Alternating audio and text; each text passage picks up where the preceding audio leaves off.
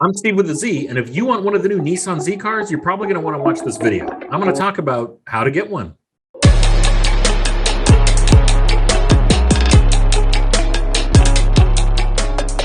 All right, so before we get into it, let's actually come to the agreement here that Nissan probably hasn't had much to sell in the excitement department since the 2009 GTR R35. So it's fairly reasonable to expect some differences and changes to some of their other cars in the lineup. Yes, they've come out with some new cars lately, but I would probably expect things to be a little bit different for this car. So I've spoken to a couple of general managers of local Nissan dealerships, and they've told me that on August 13th, which is a few days from the recording of this video, there's a dealer event down in Nashville, Tennessee, where they'll be driving the cars over a couple of days period. And at this same event, they will find out, or at least thereafter, soon thereafter, they will find out how many allocations they have. But first, let's talk about what an allocation is. So a dealer allocation is how many cars they can actually order of a particular model. And most manufacturers, well, first off, all manufacturers operate a little differently in this department, but most of them operate based on sales. So your bigger dealerships that sell more cars are going to have more allocations of any one car in order for them to order, if they want to order one. So the bigger dealerships are going to have more allocations to order with. Think of this as like an earned right to order a vehicle. So if a dealership sells 100 cars a month, then they have a certain amount of allocations they're able to order. In the course of Chevrolet, they have to sell specific vehicles in order to allocate or get allocations of the C8 Corvette. But like I said, every manufacturer is different, and Nissan is likely to act a bit differently with this car. The biggest question mark we have is, will the car be sold at MSRP with the allocations that each dealer gets, or will they be able to mark it up? So if an allocation is what a dealership can order, how many allocations will each dealership have? That remains to be seen, because we're not sure if they're going to force dealerships to sell a certain amount of Pathfinders in order to qualify for Z allocations, if they're going to base those allocations on perhaps how many 370s or GTRs they've sold in the past. We're just not sure. Since the car is largely based on the 370, they're probably, unlike the GTR, won't be specific dealerships that are only allowed to order and sell the car. In the case of the GTR, you had to have a special GTR technician and lift at your dealership. Over the years, a lot of those dealerships fell by the wayside, so that's not even a consideration. So now let's talk about how you might be able to get one of these allocated cars. Once again, before we do that, let's talk more about what an allocation is actually comprised of. Franchise lot car dealers like Nissan dealerships or any other car dealership have to order cars from the factory to make up their inventory. So if a manufacturer makes 15 different models, the dealership has to order variations of all of those models in order to serve its population. That's based on the demographic makeup of where that dealership is located. So a dealership in one area may sell more of car X than, say, car Y. So using Nissan as an example, one dealership will sell more Maximas than they will Sentras. But like we discussed before, we're not sure if Nissan's going to force them to sell some of these other vehicles before they sell Zs, or have a minimum amount sold throughout the year. We're just not certain. What is certain is each dealership will have some sort of access to the new Nissan Z. And you notice I'm not calling it the 400Z anymore, because I got a lot of hate in the last video I did. And if you didn't see that video, you should go watch it. So the other thing to keep in mind is trim levels. We think there's going to be 3 trim levels of this car. Think of it as small, medium, and large, or stripped, not so stripped, and loaded to the max. Now, we really don't know exactly what they are yet. We'll find out in a few days, on August 17th to be specific. But there's different trim levels. So some dealers, let's say if they were going to get 10 Nissan Z allocations right off the bat, they would have to mix and match the different trim levels. Dealerships that demonstrate the ability to sell a lot of Maximas or expensive Pathfinders, if you will, that are loaded out or order a lot of units with those options, will probably get more of the models that are loaded out of the Nissan Z car. That stands to be pretty reasonable. You didn't click this video so that you could learn about dealer allocations. You just want to know how to get one. So here's what I've done to find some odd cars over the years. Most recently, I just bought a 2022 Kia Carnival. Now, I know it's not a Nissan. Don't hate on me, but if you are in the mood for like some minivan action, I highly recommend the Carnival. In any case, this car is not available for sale anywhere in my local area. Nowhere. No one had one to even test drive.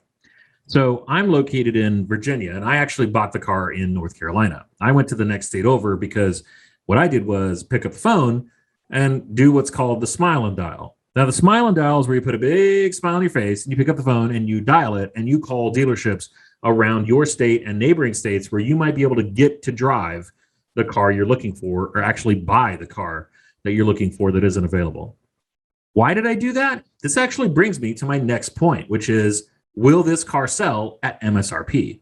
See, in the case of the Kia Carnival, I called several dealers with my smile on my face around my local area and quickly discovered that A, they either didn't have them in stock or didn't know when they were getting them in stock, or B, they had exactly what I wanted on their lot and wanted 20% more than MSRP.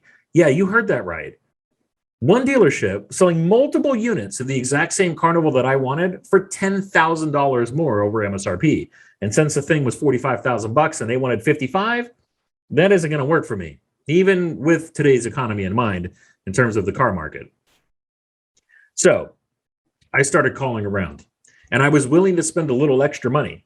What I actually ended up doing was finding a dealership in North Carolina. I called them up and said, hey, this is exactly what I'm looking for. You have it on your lot.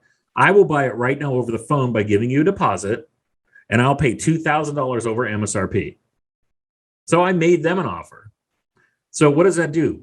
That presents yourself as somebody who, A, has the money to afford it.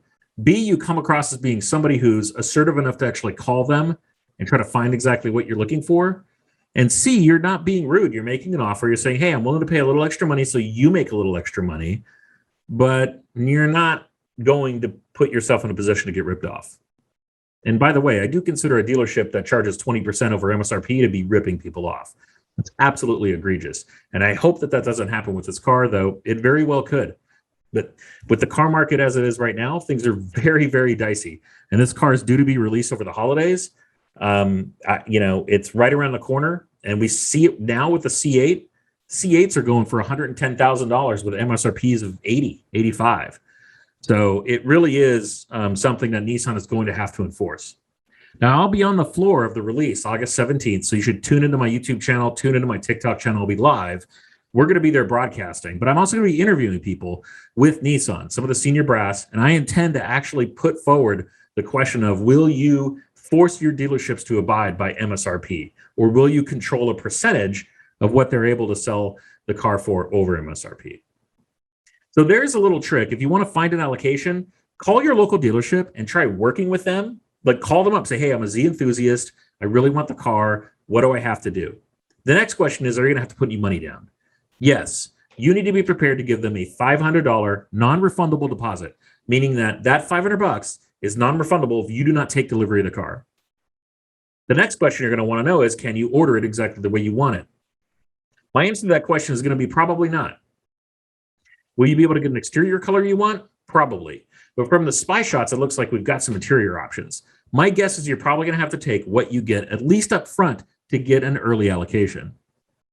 Hopefully, if you work with the right dealer in the right area, you can get something that's completely loaded and tricked out with some of the colored stitching option it appears they're going to be offering and so on.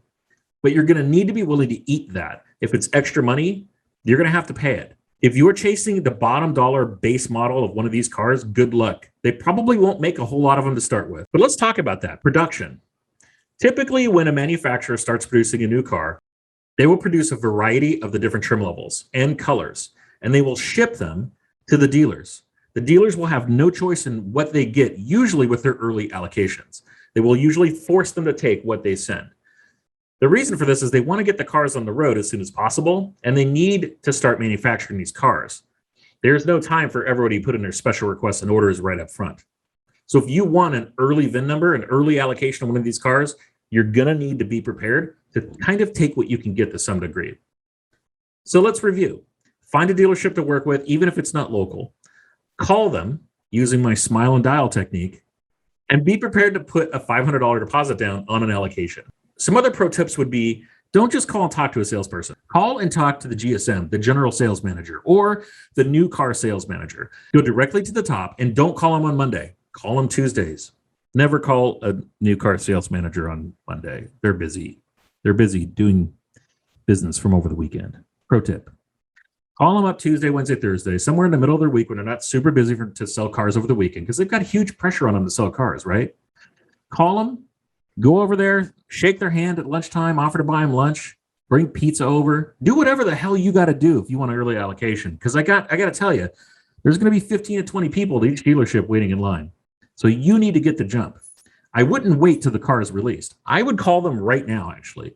I would call them today and say, hey, I know, as soon as you see this video, pick up the phone, call the sales manager at your local Nissan dealership and say, hey, I'm a Z enthusiast.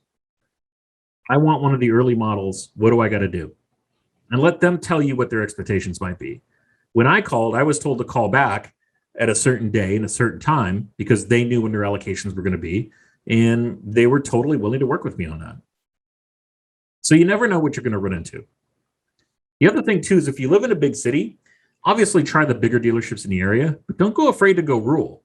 As an example, I found another minivan one time. Yeah, I know I'm talking about minivans and not Porsches. Don't judge. I have kids. Anyway, I found a minivan in the middle of BFE, the middle of nowhere, exactly spec just how I wanted. I called that dealership up. It was the owner picked up the phone. Like, no joke. It was on a corner of like just a little podunk town, and it was a Dodge dealership, and he probably had 10 cars sitting there, and this happened to be one of them because the guy who spec'd this van ended up not wanting it. He had a whole story about some family health history or something, and it was kind of a bummer, but I was willing to take it off his hands because it was exactly what I was looking for. So what I did is I negotiated the price directly with him. I said, will you sell it to me at MSRP? Notice I didn't try to get a discount. It was a car that I really, really wanted, and I wanted it exactly the way I wanted it. So I didn't try to work a discount. I said MSRP. He said, absolutely. I said, listen, I'm going to work through my local dealership. Will you sell it through them so that I can register it here in my state? They said, absolutely. I hung up the phone with him, called up my local dealership. They were more than willing to do it. They probably made a few $100, but guess what? They won over a lifetime customer in me. So I will always do business with them with that brand. So you never know what can shake out, but you never know unless you try. So get on the phone right now and try to work over some local prospects to try to get one of these cars. All right, so that's all I got for you today, but here's what I want you to do. First off, I want you to subscribe. When you give this video a thumbs up, because that's what you got to do. You know the way that your YouTube algorithms work. But leave me a comment down below in the comment section about